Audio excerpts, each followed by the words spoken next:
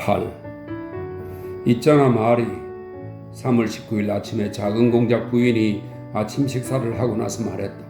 솜털이 보송한 윗입술이 오랜 습관에 따라 위로 치켜 올라갔다. 그러나 무서운 소식을 받은 그날 이후 이 집에서 모든 미소뿐 아니라 모든 말소리, 심지어 모든 발걸음에 슬픔이 배어 있었던 것처럼 지금 비록 그 이유는 몰랐지만 전체 분위기에 압도된 작은 공작 부인의 미소도 모두의 슬픔을 더욱 절실히 떠올리게 할 만큼 몹시 애잔했다. 있잖아 오늘 벌이 슈티크 때문에 몸이 안 좋아진 것 같아. 무슨 일이야 언니? 얼굴이 창백하잖아. 이런 너무 창백해. 마리아 공작 영애가 특유의 묵직하면서도 부드러운 걸음으로 올케에게 달려가며 깜짝 놀라 말했다. 공작 영애님, 마리아 보그다 노브나를 부르러 사람을 보내야 하지 않을까요? 그 자리에 있던 하녀들 가운데 한 명이 말했다. 마리아 보그다 노브나는 군청 소재지에서 온 산파로 이미 2주째 리시의 고리에서 지내고 있었다. 정말 그래야겠네? 마리아 공작 영애가 그 말을 받았다. 맞는 것 같아. 내가 갈게. 용기를 내 나의 천사. 그녀는 리자에게 입을 맞추고 방에서 나가려 했다. 아니야. 작은 공작 부인의 얼굴에 창백함 외에도 피할 수 없는 육체적 고통에 대한 어린아이 같은 두려움이 떠올랐다. 아니야, 이건 위야. 말해줘 마리. 위가. 공작 부인은 자그마한 두 손을 쥐어짜면서 어린아이처럼 괴로워하며 변덕스럽게 심지어 다소 억지스럽게 울음을 터뜨렸다. 공작 영애가 마리아 보그다 노브나를 부르러 방에서 뛰어나갔다. 오 하나님 하는 소리가 그녀의 등 뒤에서 들려왔다. 의미심장하고도 침착한 얼굴을 한 산파가 작고 포동포동한 하얀 두 손을 비비며 그녀의 맞은편에서 벌써 걸어오고 있었다. 마리아 보그다 노브나 시작된 것 같아요. 마리아 공작 영애는 겁에 질려 동그랗게 뜬 눈으로 노파를 쳐다보며 말했다. 다행이지요 공작 영애님. 마리아 보그다 노브나는 걸음을 재촉하지 않으며 말했다. 공작 영애님 같은 아가씨들은 이런 것에 대해 알아서는 안 돼요. 그런데 왜 모스크바에선 의사가 아직 오지 않을까요? 공작 영애가 말했다. 리자와 안드레이 공작의 바람대로 해산에 맞춰 모스크바로 산부인과 의사를 부르러 사람을 보내놓고 이제나 저제나 기다리고 있었다. 괜찮아요 공작 영애님. 걱정하지 마세요. 마리아 보그다 노브나가 말했다. 의사가 없어도 다 잘 될 거예요. 5분 후 공작 영애는 무언가 묵직한 것을 옮기는 소리를 자신의 방에서 들었다. 그녀는 문 밖으로 몸을 내밀었다. 하인들이 안드레이 공작의 서재에 있던 가죽 소파를 침실로 옮기고 있었다. 운반하는 사람들의 얼굴에 엄숙하고 고요한 무언가가 어려 있었다. 마리아 공작 영애는 자신의 방에 홀로 앉아 집안에서 나는 소리에 귀를 기울이고 사람들이 문 밖을 지나갈 때 이따금 문을 열어보고 복도에서 벌어지는 일을 눈여겨보았다. 여자들 몇이 조용한 걸음으로 그곳을 오가며 공작 영애를 돌아보다가 고개를 돌리곤 했다. 그녀는 차마 물어볼 수 없어 문을 닫고 방으로 돌아와 안락의자에 앉기도 하고 기도서를 쥐기도 하고 이콘 앞에 무릎을 꿇기도 했다. 그러나 불행스럽고 놀랍게도 그녀는 기도가 불안을 가라앉혀 주지 못한다는 것을 느꼈다. 갑자기 방문이 조용히 열리더니 머리 수건을 두른 그녀의 늙은 보모 프라스코비아 사비시나가 문지방에 나타났다. 그녀는 공작의 금지령으로 공작 영애의 방에 들어온 적이 거의 없었다. 마센카 아가씨, 잠시 함께 있고 싶어 왔어요. 보모가 말했다. 여기 공장님의 결혼식 양초를 성자님 앞에 켜놓으려고 가져왔지요, 천사 같은 아가씨. 그녀는 한숨을 쉬고 말했다. 너무 기뻐요, 보모. 하나님은 자비로우세요, 아가씨. 보모는 이콘 앞에 황금을 두른 양초를 켠 뒤 긴 양말을 짜기 위한 뜨개거리를 들고 문가에 앉았다. 마리아 공작 영애는 책을 들고 읽기 시작했다. 발걸음이나 목소리가 들릴 때만 공작 영애는 깜짝 놀라 묻는 듯한 눈길로, 보모는 평온한 눈길로 서로를 바라보곤 했다. 마리아 공작 영애가 자기 방에 앉아서 경험한 것과 똑같은 감정이 집안 구석구석에 넘쳐 흘러 모두를 지배했다. 산모의 고통을 아는 사람이 적을수록 산모가 고통을 덜 느낀다는 미신에 따라 다들 애써 모르는 척했다. 아무도 입 밖으로 내어 말하지 않았지만 평소에 공작의 집 안을 지배하던 훌륭한 예의 범절의 침착함과 정중함 외에 어떤 전반적인 염려, 부드러운 마음, 이 순간에 일어나는 위대하고 불가해한 무언가에 대한 인식이 모든 사람들의 모습에서 엿보였다. 커다란 한여방에서는 웃음소리가 들리지 않았다. 식당 하인방에서는 사람들이 무언가를 기다리며 앉아서 침묵하고 있었다. 집안을 돌보는 하인방에서는 관솔불과 촛불을 켜놓고 잠자리에 들지 않았다. 노공작은 서재에서 뒤꿈치를 쿵쿵 울리며 이리저리 거닐다가 티온을 마리아 노브나에게 보내 어찌 되었는지 묻게 했다. 그냥 공장님께서 어찌 되었는지 물어보라고 하셨습니다. 라고만 말해. 그리고 내게 와서 그녀가 뭘 하는지 전하게. 공장님께 출산이 시작되었다고 보고하게. 마리아 보고다 노브나가 심부름 온 사람을 의미심장하게 쳐다보며 말했다. 티오는 공작에게 가서 보고했다. 좋아. 공작이 등 뒤로 문을 닫으며 말했고 티오는 서재에서 아주 작은 소리 하나도 더 이상 들을 수 없었다. 얼마 후 티오는 마치 양초를 손보기 위해서인 양 서재로 들어갔다. 공작이 소파에 누워있는 것을 본 티오는 공작을 그 심란한 얼굴을 보더니 고개를 저으며 말없이 다가가 어깨에 입을 맞추고 양초는 손보지도 않고 자신이 왜 왔는지도 말하지 않은 채 방을 나왔다.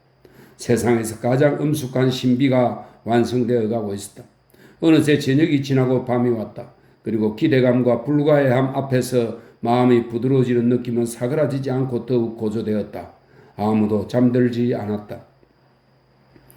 겨울이 마치 자기 자리를 되찾으려 악을 쓰며 필사적으로 마지막 눈을 뿌리고 눈보라를 휘몰아치는 듯한 3월의 밤들 가운데 하나였다. 이제나 저제나 모스크바에서 오기를 기다리던 독일인 의사를 맞이하기 위해 큰 길에서 마을의 새길로 접어드는 갈림길에 바꾸멜 말을 보내놓았고 등불을 든 사람들의 도로의 움푹 팬 곳과 눈 밑에 사르름이 낀 웅덩이를 피해 그를 안내하려고 말을 타고 마중 나가 있었다. 마리아 공장령에는 벌써 오래전에 책을 내려놓았다. 그녀는 아주 세세하게 아는 보모의 주름투성이 얼굴에 머리수건에서 빠져나와 흘러내린 한 가닥 희끗한 머리카락에 턱 아래에 주머니처럼 늘어진 피부에 빛나는 눈길을 고정한 채 말없이 앉아있었다. 손에 긴 양말을 든 보모 사비시나는 자기가 하는 말을 듣지도 깨닫지도 못하면서 작고한 노공작 부인이 키시노프에서 산파 할멈 대신 몰다비아인 농사꾼 아낙의 손을 빌려 마리아 공작 영예를 낳았다는 이미 수백 번이나 되풀이한 이야기를 나직한 목소리로 들려주고 있었다. 하나님은 자비로우시니 어떤 의사 선생님도 필요 없어요. 그녀가 말했다. 갑자기 돌풍이 겹창의 틀을 뗀 창문들 가운데 하나를 덮쳐 엉성하게 지른 빗장을 벗기고 묵직한 실크 커튼을 풀럭이며 추위와 눈을 몰고 들어와 촛불을 훅 꺼버렸다. 마리아 공장령에는 몸을 들었다. 보모가 긴 양말을 내려놓고 창으로 다가가 몸을 내밀어 획 젖혀진 창문을 붙잡았다. 차가운 바람이 머리수건 자락과 여러 가닥으로 빠져나온 희끗한 머리칼을 흩뜨렸다. 어머나 공장령애님, 아가씨 누가 프레스펙트로 말을 타고 와요. 그녀가 창틀을 붙잡은 채 닿지 않고 말했다. 등불을 들었어요. 틀림없이 의사 선생님일 거예요. 아 하나님 감사합니다. 마리아 공장령애가 말했다. 마중하러 가야 해요. 그분은 러시아를 모르니까요. 마리아 공장령애는 쇼를 걸치고서 말을 타고 오는 사람을 맞으러 달려갔다. 그녀는 현관방으로 내려가며 창문 너머로 등이 달린 에키파시가 현관 입구에 서 있는 것을 보았다. 그녀는 계단으로 나갔다. 난간의 작은 기둥에 놓인 수지 양초 한 자루가 바람결에 녹아내리고 있었다. 하인 필리프가 놀란 얼굴로 다른 양초 한 자루를 손에 들고 계단 아래쪽 첫 번째 청계 참에 서 있었다. 그보다 더 아래 모퉁이 뒤에서 방한부츠를 신고 계단을 따라 걸어오는 발소리가 들렸다. 마리아 공장령애가 친숙하게 느낀 목소리가 말했다. 다행이군. 목소리가 말했다. 아버지는 잠자리에 드셨습니다. 이미 아래에 와 있던 하인장 데미안의 목소리가 대답했다. 그러고 나서 그 목소리가 또 뭐라 말하고 데미안이 또 뭐라고 대답했다. 이어 방한부츠를 심은 발소리가 보이지 않는 계단 모퉁이를 따라 더 빨리 다가왔다. 안드레이야, 마리아 공장령애는 생각했다. 아니야, 그럴 리 없어. 그렇다면 너무 이상한 일이지? 그녀가 그렇게 생각한 바로 그 순간 하인이 양초를 들고 서 있던 청계참에 옷깃이 눈으로 덮인 털 외투를 입은 안드레 공작의 얼굴과 형상이 나타났다. 그랬다. 바로 그였다. 창백하고 야윈데다 예전과 달리 이상하게 부드러우면서도 불안해 보이는 표정을 띠고 있었다. 계단을 올라온 그는 여동생을 껴안았다. 내 편지 못 받았니? 그가 물었고 공작영애가 아무 말도 못했기에 어차피 듣지 못했을 대답을 기다리지 않고 되돌아갔다가 그를 뒤따라 들어온 산부인과 의사와 함께 빠른 걸음으로 다시 계단을 올라와 또 한 번 여동생을 껴안았다. 그들은 마지막 역참에서 만난 사이였다. 이런 운명이 있나? 그는 중얼거렸다. 마샤, 사랑하는 내 동생. 그러고는 털외투와 부츠를 벗고 작은 공작 부인의 거처로 향했다. 9. 작은 공작 부인은 하얀 실내용 모자를 쓴 채 베개를 베고 누워있었다.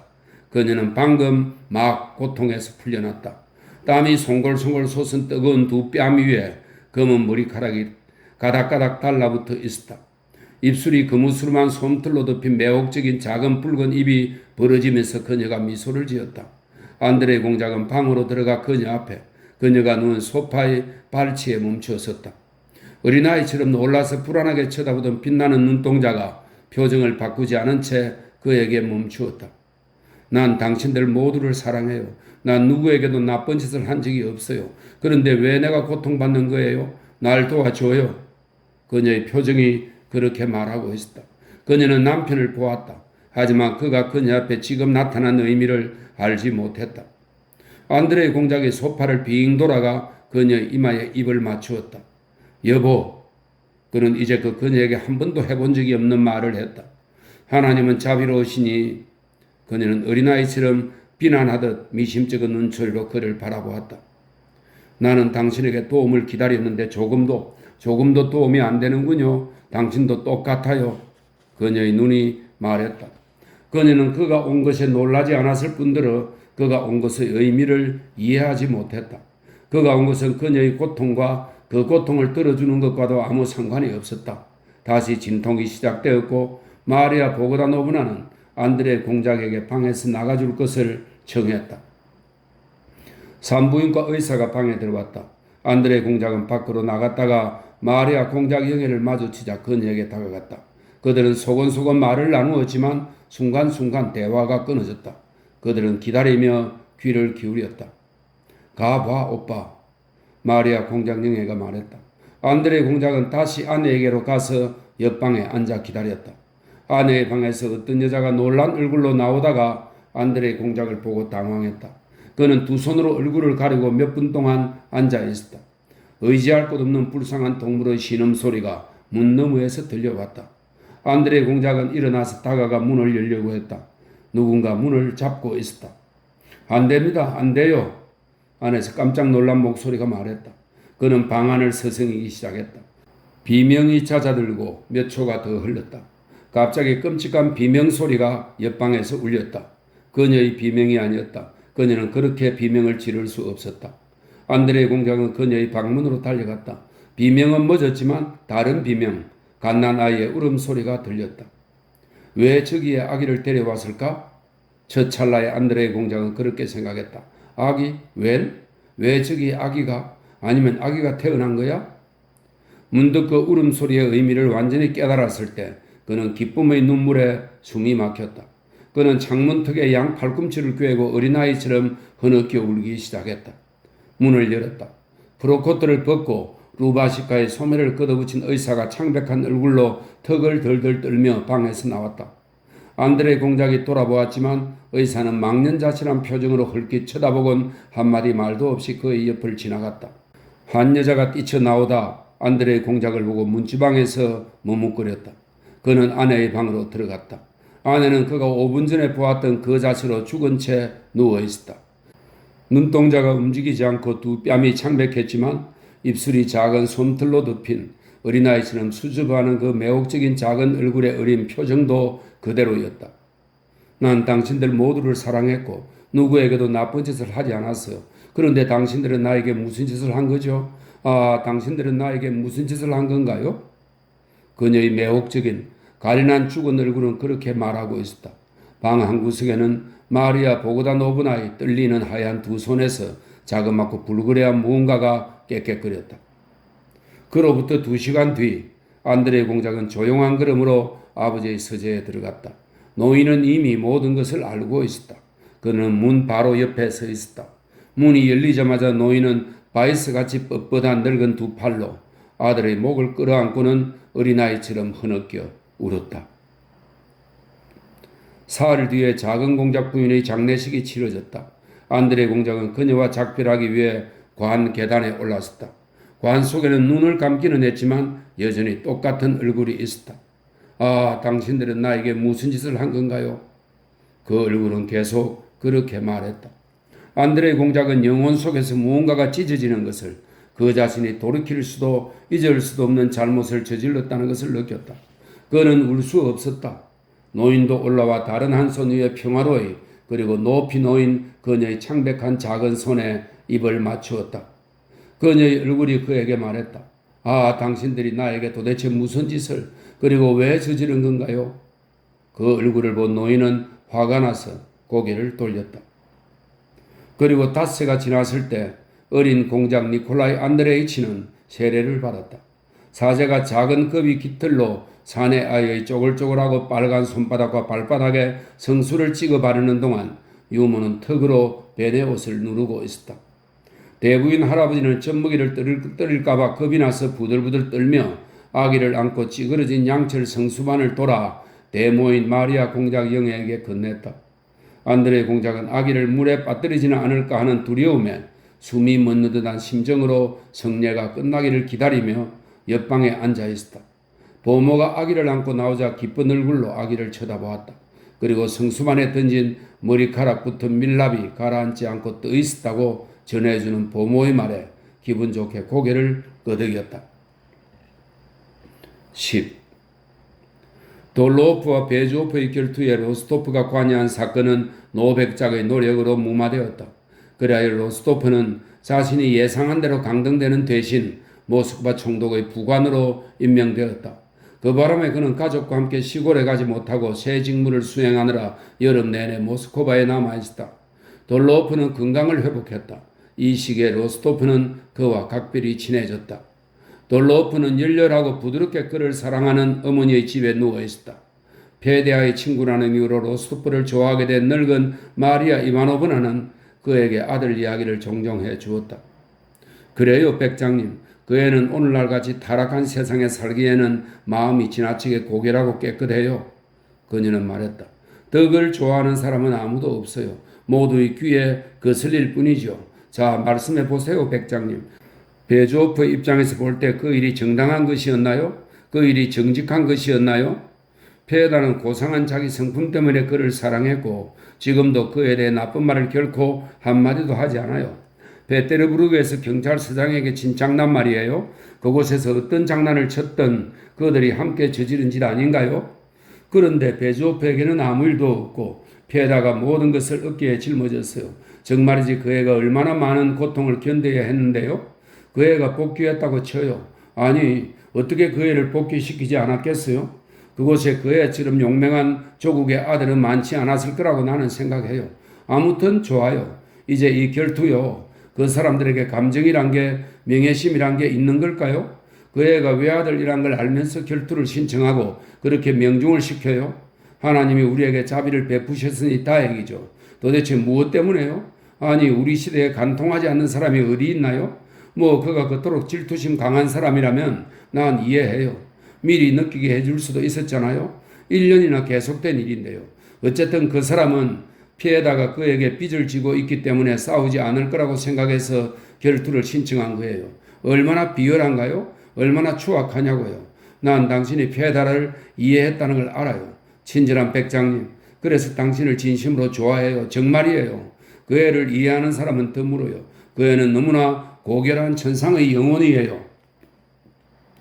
돌로프도 회복기에 그에게서 결코 기대할 수 없었던 말들을 로스토프에게 종종 했다. 사람들이 나를 나쁜 인간으로 생각한다는 걸 알아. 그는 말했다. 그러라고 해. 난 내가 사랑하는 사람들 외에는 아무도 알고 싶지 않아. 하지만 내가 사랑하는 사람은 목숨을 바칠 만큼 사랑해. 나머지 사람들은 만약 내 길을 가로막으면 다 짓밟아 버릴 거야. 나에게는 내가 열렬히 사랑하는 너무도 소중한 어머니와 두세 명의 친구가 있어. 자네도 그중 하나야. 나머지 사람들은 나에게 이익이 될지 해가 될지 한에서만 관심을 기울여. 그리고 거의 모두 해악을 끼치지. 특히 여자들이 말이야. 그렇다니까 친구. 그는 계속 말을 이었다. 정감 있고 고결하고 고상한 남자들은 만나봤어. 하지만 여자들은 백작이 부인이든 하녀든 다 똑같아. 돈으로 살 수 있는 여자 외에는 아직 만나본 적이 없어. 내가 여자에게서 찾는 천상의 순수와 정절은 아직 만난 적이 없어. 만약 그런 여자가 있다면 나는 목숨이라도 바칠 거야. 하지만 그 여자들은 그는 경멸의 몸짓을 보였다. 내 말을 믿든 안 믿든 내가 아직도 목숨을 소중히 여긴다면 그것은 오직 나를 소생시키고 깨끗하게 하고 고양시켜줄 그런 천상의 존재를 만나고 싶어하는 희망 때문이야. 하지만 자네는 이런 말을 이해하지 못할 거야. 아니, 충분히 이해해. 새 친구의 영향을 받고 있던 로스토프는 그렇게 대답했다. 가을에 로스토프 일가는 모스크바로 돌아왔다. 겨울의 초입에는 데니소프도 돌아와 로스토프가에서 머물렀다. 니콜라이 로스토프가 모스크바에서 보낸 1806년 겨울의 첫 시기는 그에게나 가족들 모두에게나 가장 행복하고 즐거운 시절에 속했다. 니콜라이는 부모의 집에 많은 젊은이들을 끌어들였다. 베라는 20살의 아름다운 아가씨였고 소냐는 가피연한 꽃송이 같은 매력이 넘치는 16살의 아가씨였다. 반은 아가씨고 반은 소녀인 나타샤는 때론 어린아이처럼 우스꽝스러웠고 때로는 아가씨처럼 매혹적이었다. 그 시절 로스토프가에는 사랑스럽고 젊은 아가씨들이 있는 집에서 종종 그러하듯 어떤 특별한 사랑의 분위기가 감돌았다.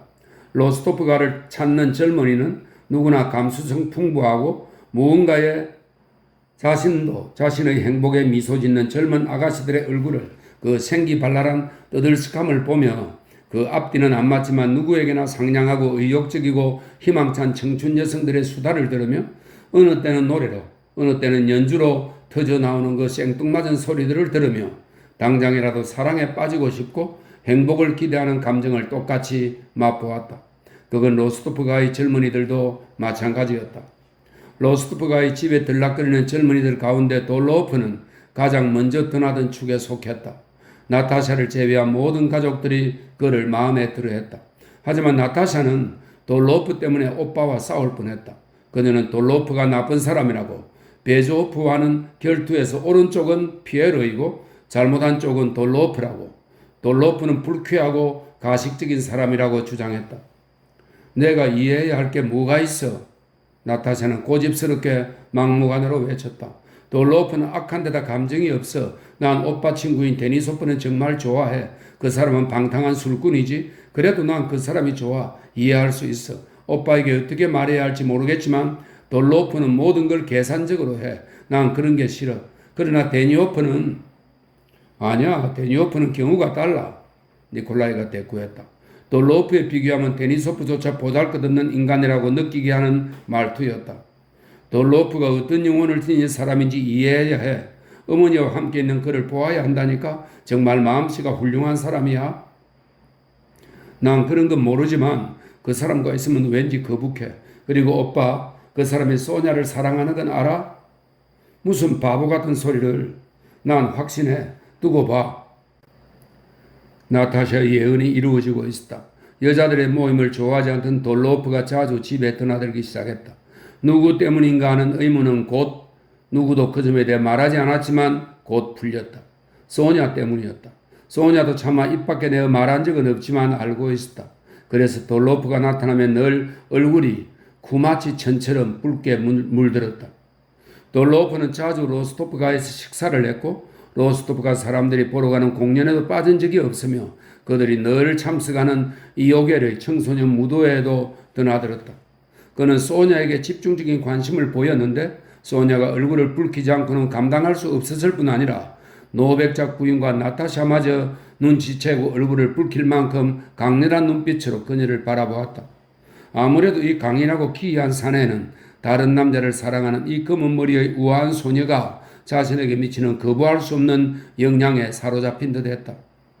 로스토프는 돌로프와 소냐 사이에 무언가 새로운 것이 있음을 눈치챘다. 그러나 그 새로운 관계가 어떤 것인지 딱히 정의 내리지 않았다. 저애들은 늘 누군가를 사랑하니까. 그는 소냐와 나타샤에 대해 그렇게 생각했다. 하지만 예전과 달리 소냐와 돌로프와 함께 있는 것이 편치 않아서 집 밖으로 나도는 일이 잦아졌다. 1806년 가을부터 모두들 나폴레옹과의 전쟁에 대해 지난해보다 더 뜨거운 열기로 말하기 시작했다. 1,000명당 10명의 신병 징집뿐 아니라 1,000명당 9명의 민병 모집이 결정되었다. 도처에서 보나파르트를 저주하는 소리가 들렸고 모스크바에서는 전쟁이 임박했다는 소문만 나돌았다. 로스토프 가로서는 이런 전쟁 준비에 대한 관심이 오직 니콜루시카가 무슨 일이 있어도 모스크바에 나무리 하지 않고 추기로 함께 연대로 떠나기 위해 데니소프의 휴가가 끝나기만을 기다리고 있다는 점에 쏠려 있었다. 눈앞에 닥친 출발은 그가 즐기는 것을 방해하기는커녕 오히려 더욱 부추겼다. 그는 대부분의 시간을 집 밖에서 만찬과 야회와 무도회로 보냈다. 11. 크리스마스 주간의 사흘째 되는 날 니콜라이는 집에서 식사를 했다. 최근 들어 그에게 좀처럼 없던 일이었다. 주연절 후에 데니소프와 함께 연대로 떠나기 때문에 이것은 공식적인 작별 만찬이었다.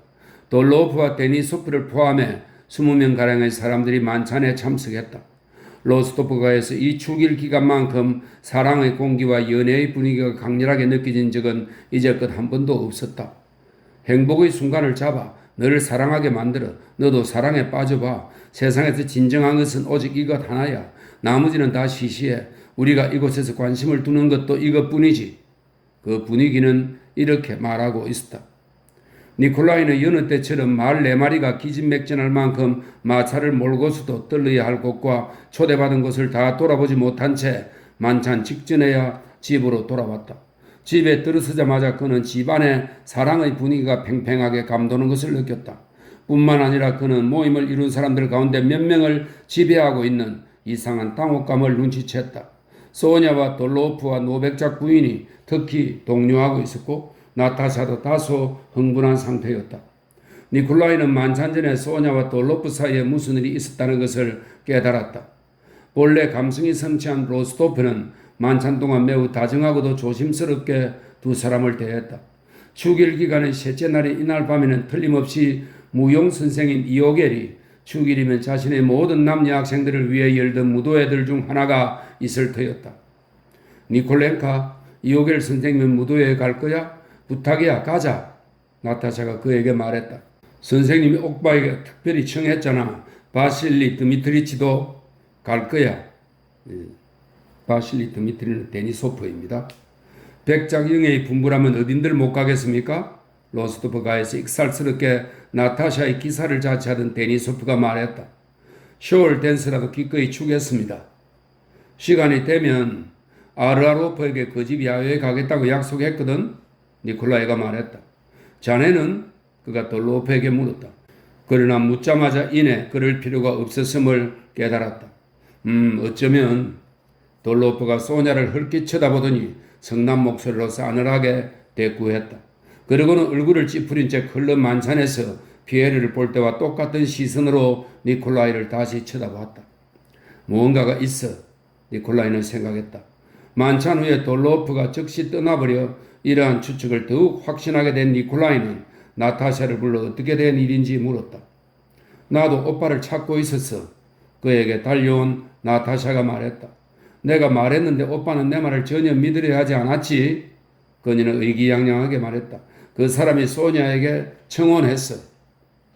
요사이 아무리 소냐에게 별 관심을 기울이지 않았어도 그 말을 듣는 순간 니콜라이는 마음속에서 무언가가 갈기갈기 찢어지는 느낌이었다. 돌로프는 지창금이 없는 고아인 소냐에게 꽤 괜찮은 어떤 면에서는 눈부신 남편감이었다. 노백작 부인과 상류사회의 시각에서 보면 그런 사람을 거절해서는 안 되었다. 그래서 그 말을 들었을 때 니콜라이가 처음 느낀 감정은 소냐에 대한 분노였다. 그는 이렇게 말하려고 했다.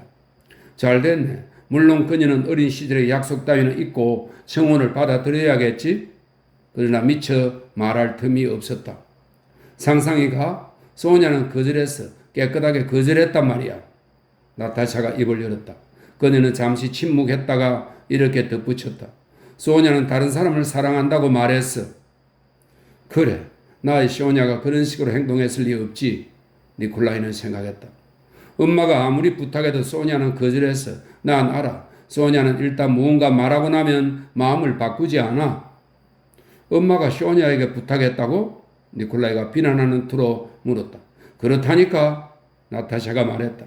있잖아, 니콜렌카. 화내지 마. 하지만 난 오빠가 소냐와 결혼하지 않을 거라는 걸 알아. 난 알아. 그 이유야 하나님이 아시겠지만 난 오빠가 결혼하지 않으리라는 걸 분명히 알고 있어.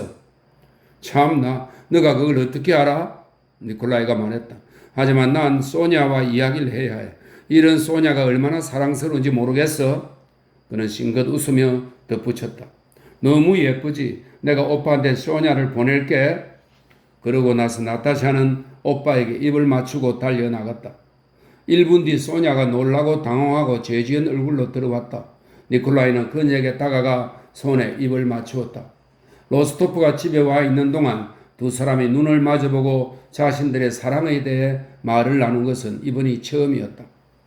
소피, 처음에 그는 소심하게 말을 꺼냈지만 점점 더 대담하게 말을 이어갔다. 만약 당신이 훌륭하고 조건이 좋은 남편감을 거절하려 한다면 그는 멋지고 고결한 남자이기도 한데 또 그는 내 친구고. 소냐가 그의 말을 끊었다. 난 이미 거절했어요. 그녀가 황급히 말했다. 만약 당신이 나를 위해 거절한 것이라면 난 두렵습니다. 나에게. 소냐가 다시 그의 말을 가로막았다. 그녀는 애운이 담긴 놀란 눈길로 그를 바라보았다. 니콜라, 나에게 그런 말은 하지 말아요. 그녀가 말했다. 아니, 말해야 해요. 어쩌면 내 쪽에서 주제넘은 짓일지 모르지만 그래도 말하는 편이 낫습니다. 만약 당신이 나 때문에 거절한다면 난 당신에게 모든 진실을 말해야 해요. 난 당신을 다른 누구보다도 사랑합니다. 난 그렇게 생각해요. 내겐 그걸로 충분해요. 소냐가 얼굴을 붉히며 말했다. 아니요. 내가 당신에게 느끼는 이런 우정과 신뢰와 사랑의 감정은 누구에게도 품어본 적이 없지만 난 숱하게 사랑에 빠졌고 앞으로도 많은 사랑을 하게 될 겁니다. 게다가 난 젊어요. 엄마는 이 일을 원하지 않고요. 그러니까 간단히 말해 난 아무 약속도 할 수 없어요. 그래서 당신에게 돌로프의 청혼을 생각해 보라고 부탁하는 겁니다. 그는 친구의 성을 힘겹게 내뱉으며 말했다. 내게 그런 말은 하지 말아요. 난 아무것도 바라지 않아요. 난 당신을 오빠로서 사랑하고 언제나 사랑할 거예요. 그 이상은 아무것도 없어요. 당신은 천사입니다. 난 당신에게 어울리는 사람이 아니에요. 어쩌면 내가 당신을 속이고 있는 게 아닐까 두렵습니다. 니콜라이는 한 번 더 그녀의 손에 입을 맞추었다.